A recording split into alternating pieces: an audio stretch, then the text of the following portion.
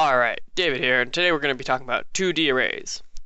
And basically what a 2D array is an array of arrays. And yes, that's array inception. So, welcome to the big leagues, champ. Let's go at this one. So if you think of an array, for instance, this will be, we'll just call this array X. And we'll visualize array X as this giant, massive thing. Alright? And then we'll partition it into its elements. So we grouped it into 4 pieces. So this would be index 0, this would be index 1, index 2, and index 3. So now that we have our array, we are going to put arrays inside of each element. So now we're going to have this. So now that we have an array there, an array there, an array there, and finally an array here. Okay, so now we split this up into sections because each one's an array and it has multiple elements. And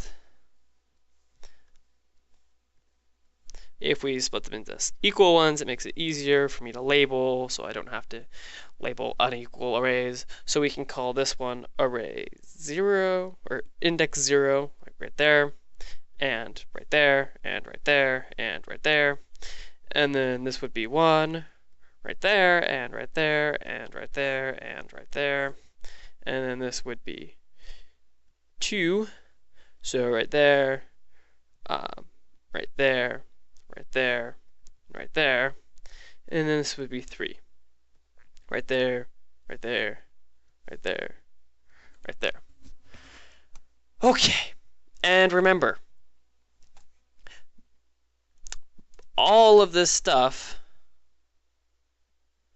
is then inside a variable. Not really inside, but we can think of it as inside.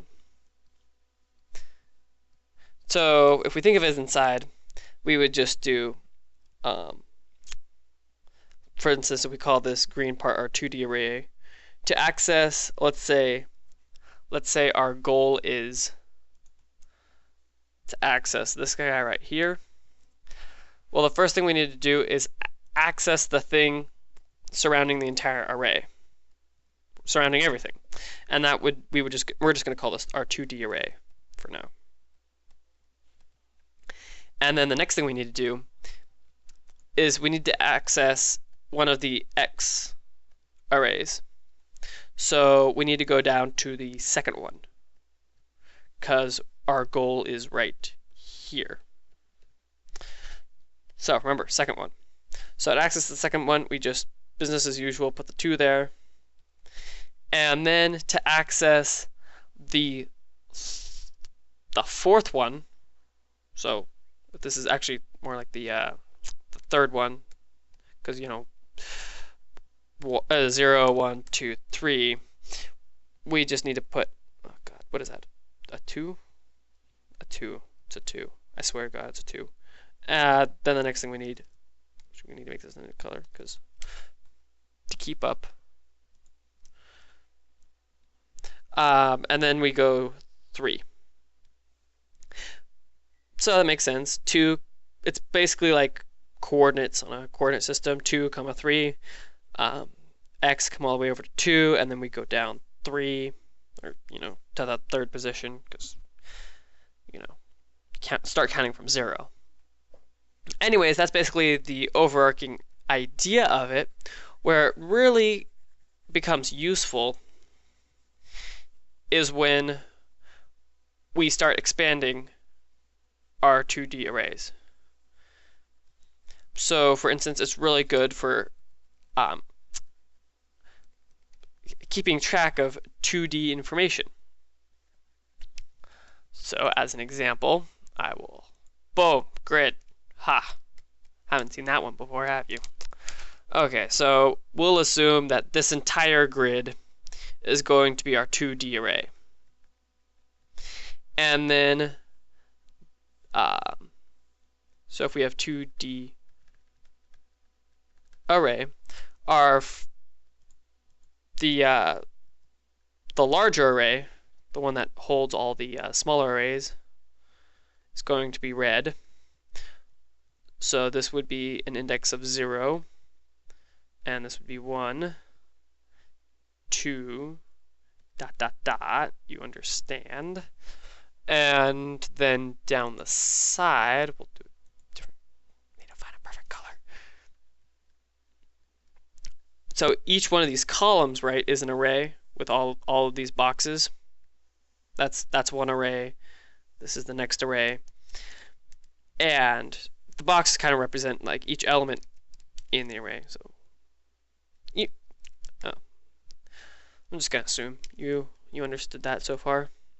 Might be making a bad assumption. So we can do sort of like this. ... Where this is convenient is if, for instance, we chop this in half, so I can use the other side for something else. We need a different color. Let's choose brown. Brown hasn't been used yet in any of my videos. And remember, I'm doing these out of order. I could use it later at any point. So, for instance, if we started putting C's in random boxes, and by random I mean boxes I've picked out specifically. And then if we put B's in other boxes, we can do something like this. And if we put G's in other boxes, G, G, G, G, G, something like that.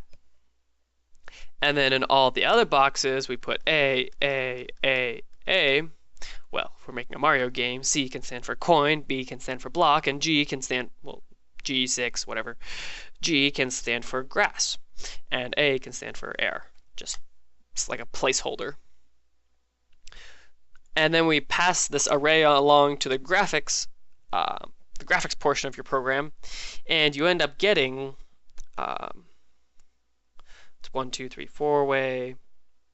End up getting a brick there, a brick right here, a coin block, so we'll leave a little space for a coin block right there.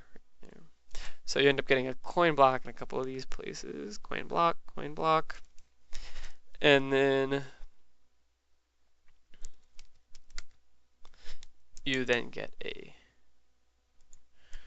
another red one. And this is really good for keeping data in like platformers or something. It's not the only way, of course, but if you want a really compact levels that are easily editable, but you don't have to program a whole lot, you could do something like this.